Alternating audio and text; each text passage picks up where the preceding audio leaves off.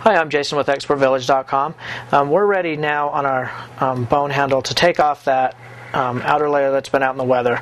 Like I said, we're going to use our cutting bit, and we're just going to go over, and it'll look like you're erasing the brown old gray layer right off.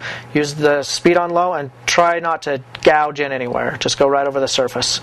So I'll demonstrate that for you now.